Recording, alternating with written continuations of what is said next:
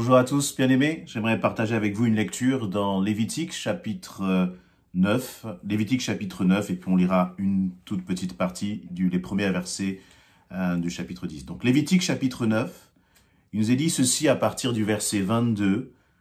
Aaron leva les mains vers le peuple, il les bénit, puis il descendit, et après avoir offert le sacrifice d'expiation, l'holocauste et le sacrifice d'action de grâce, Moïse et Aaron entrèrent dans la tente d'assignation. Lorsqu'ils en sortirent, ils bénirent le peuple, et la gloire de l'Éternel apparut à tout le peuple. Le feu sortit de devant l'Éternel et consuma sur l'autel l'holocauste et les graisses. Tout le peuple le vit, et ils poussèrent des cris de joie et se jetèrent sur leurs faces. Chapitre 10, verset 1. Les fils d'Aaron, Nadab et Abihu, prirent chacun un brasier, y mirent du feu et posèrent du parfum dessus. Ils apportèrent devant l'Éternel du feu étranger, ce qui ne leur avait point ordonné. Alors le feu sortit de devant l'Éternel et les consuma. Ils moururent devant l'Éternel. Moïse dit à Aaron, c'est ce que l'Éternel a déclaré lorsqu'il a dit « Je serai sanctifié par ceux qui s'approchent de moi, et je serai glorifié en présence de tout le peuple. » Aaron garda le silence. Et Moïse appela Michaël et Eltapsan, fils d'Uziel, oncle d'Aaron, et leur dit « Approchez-vous, emportez vos frères, loin du sanctuaire, hors du camp. » Ils s'approchèrent, ils les emportèrent dans leurs tuniques, hors du camp, comme Moïse l'avait dit. Amen. Voilà donc quel est le contexte de ce passage. Nous nous trouvons donc dans le livre de Lévitique, dans l'Ancien Testament. Moïse et Aaron vont entrer dans la tente d'assignation. Ils vont commencer à avoir un temps donc avec le Seigneur dans cette tente d'assignation. Et puis ils vont aussi préparer sur l'autel donc des offrandes, des holocaustes, des sacrifices, donc avec des bêtes. Il nous est parlé de graisse aussi, qui est mis là. Et ce qui va être glorieux, c'est que eux vont préparer le sacrifice. Et c'est Dieu qui va faire descendre le feu et qui va lui-même embraser ce sacrifice. Au verset 24, il nous est dit que le feu sortit de devant l'Éternel et consuma sur l'autel l'holocauste et les graisses. Moïse et Aaron avaient donc préparé un sacrifice selon les règles que Dieu avait fixées, et parce qu'ils ont été obéissants, scrupuleusement obéissants à ce que Dieu leur demandait, Dieu a agréé ce sacrifice, a fait descendre un feu du ciel qui a embrasé ce sacrifice. Et la foule a poussé des cris de joie. Juste après cela, début du chapitre 10, il nous est dit que les fils d'Aaron, donc Nadab et Abihu, deux de ses fils, Nadab et Abihu, vont eux venir avec leur propre feu. Ils vont allumer leur propre feu, ils vont poser un parfum sur l'offrande et ils vont, nous est dit, apporter un feu étranger, ce que Dieu ne leur avait pas demandé de faire.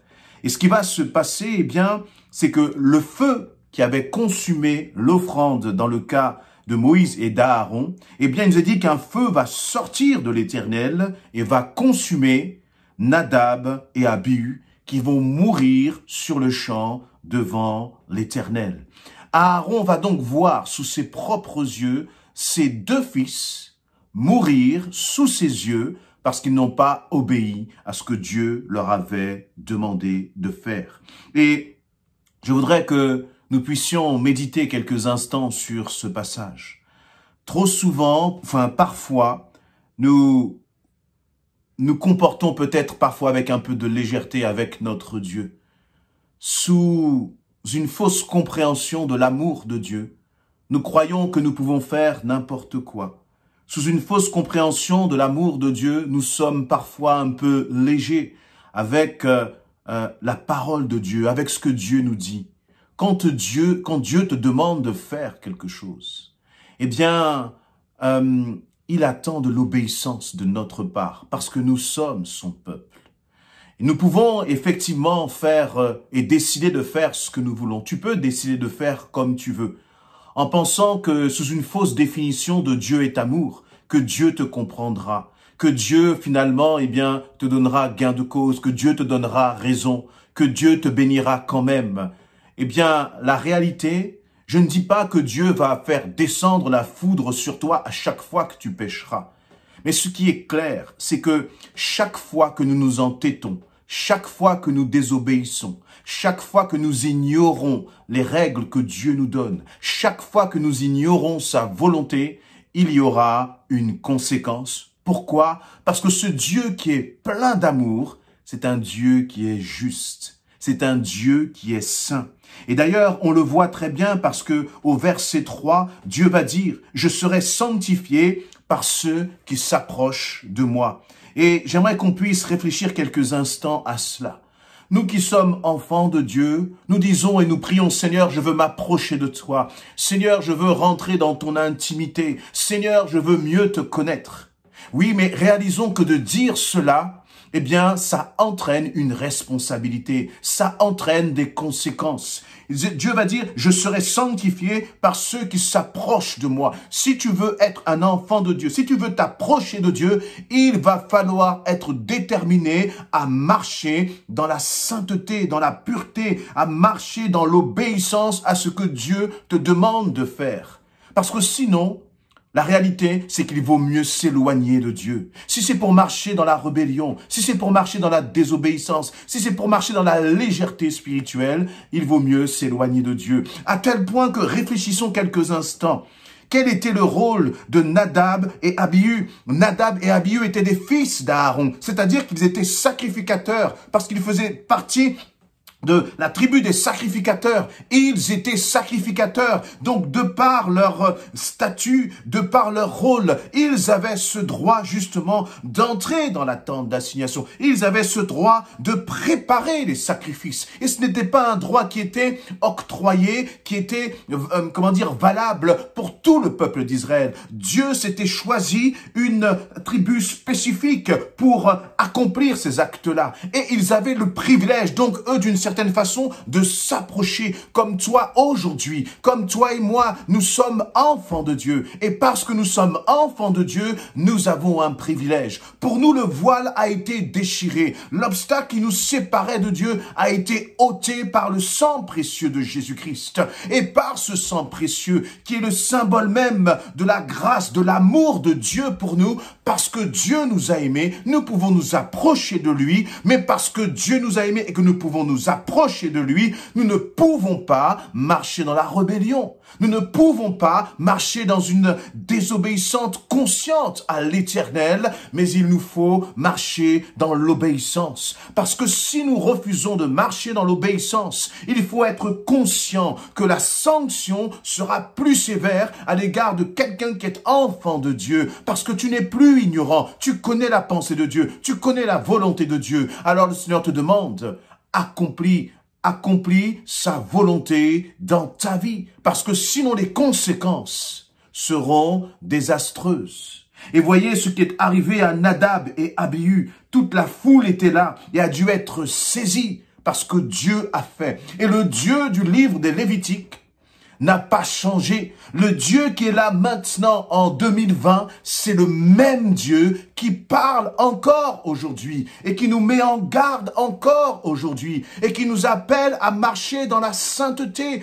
qui nous appelle à marcher dans l'obéissance à sa parole, dans l'obéissance à ses commandements. Si Dieu nous dit de faire quelque chose, il a ses raisons. Il sait ce qui est bon pour nous et nous devons lui faire confiance. Nous ne pourrons pas, tu ne pourras pas faire rentrer Dieu dans tes plans, dans ta façon de penser, dans ta façon de voir le monde, dans ta façon de voir, dans ta conception des choses. Mais c'est nous qui devons sortir de notre conception pour entrer dans la conception de Dieu. Lorsque Dieu te dit, lorsque la parole de Dieu te dit que tu es célibataire et que si tu cherches un époux, une épouse, tu dois chercher un homme selon le cœur de Dieu, un homme une femme qui a placé sa vie en Christ et qui marche selon le Seigneur.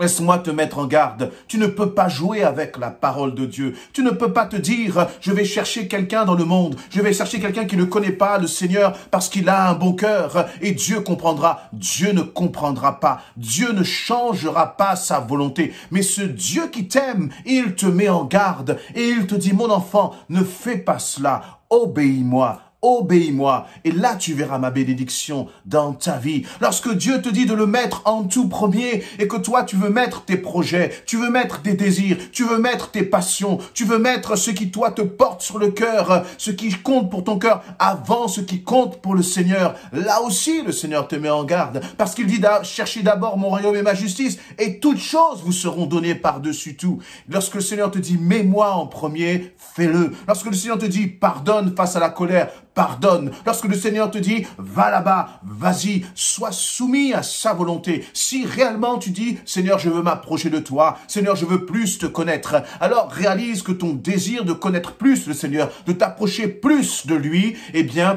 t'amène à des responsabilités, t'amène à l'obéissance. Je voudrais que nous puissions nous souvenir que notre Dieu qui est tellement plein d'amour, qui a donné son Fils à la croix pour chacun d'entre nous, afin que nous soyons sauvés, est un Dieu saint, est un Dieu pur, est un Dieu qui n'accepte pas, qui ne collabore pas, qui n'a pas de compromis avec le péché. Et ce Dieu-là, il est manifesté là comme un feu dévorant. Ce même Dieu qui peut accepter ton offrande et en faire sortir comme un parfum de bonne odeur. C'est ce même Dieu qui peut consumer, qui peut te consumer à cause de ton péché, à cause de mon péché. Notre Dieu qui nous aime, je crois qu'il est important que nous ayons cette crainte à son égard, que nous ayons ce profond respect, ce désir d'obéissance à notre Dieu, parce que c'est un Dieu, voyez, qui a cette colère, qui est sainte aussi. Et nous ne pouvons pas, comment dire, redessiner un Dieu selon nos propres règles. Mais Dieu est Dieu, il ne change pas. Dieu est amour, Dieu est saint et Dieu est justice. Et dans sa justice, il peut manifester aussi sa colère. Dieu n'est pas un Dieu de bisounours, excusez-moi l'expression, mais notre Dieu est un Dieu tout-puissant, il est créateur. Et ce Dieu créateur, nous devons marcher avec respect à son égard. Dieu ne va pas changer, sa parole ne changera pas. Il est l'alpha et l'oméga, et pas un seul iota, pas une seule virgule de sa pensée ne changera de toute l'histoire de l'humanité. Ce que Dieu a dit, c'est exactement ce que toi et moi, nous devons accomplir dans notre propre vie. Et vous voyez, le père Aaron, le père donc d'Abihu et de Nadab, lui connaissait ce Dieu véritable, à tel point que ce père a vu ses deux fils mourir là, sur le champ, foudroyés par le feu de Dieu, et il nous est dit qu'Aaron, à la fin du verset 3, a gardé le silence. Et ce qui est impressionnant, c'est ce que ce même Aaron a continué de servir, ce Dieu qui venait de consumer ses deux fils. Notre Dieu n'est pas un Dieu que l'on peut prendre à la légère. Il est bon que vous et moi, nous puissions dire, Seigneur, je veux vivre vraiment selon ta volonté. Je veux aligner mon cœur sur ton cœur, Seigneur. Et je ne veux rien faire qui ne soit pas selon ce que toi tu dis, selon ce que toi tu penses, selon ce que toi tu veux. Mais comme l'a dit Jésus dans sa prière, Seigneur, que ta volonté soit faite dans ma vie, que la volonté de Dieu soit faite dans ta vie. Mais Dieu ne va pas imposer sa volonté. Accomplir la volonté de Dieu, c'est un choix que tu dois faire. C'est un choix que je dois faire chaque jour. Dans toutes mes décisions, dans toutes mes préoccupations, je dois décider d'obéir à la volonté de Dieu. Oui, dans le Nouveau Testament, il nous est dit que Dieu a fait de nous un peuple de sacrificateurs. Laissez-moi vous rappeler une chose, c'est que Nadab et Abihu étaient deux sacrificateurs et que ces deux sacrificateurs ont été foudroyés sur le champ parce qu'ils ont désobéi. Tu veux être un sacrificateur de l'Éternel, tu veux être ce peuple de sacrificateurs, alors toi et moi marchons ensemble dans l'obéissance à notre Père qui est plein d'amour. Amen.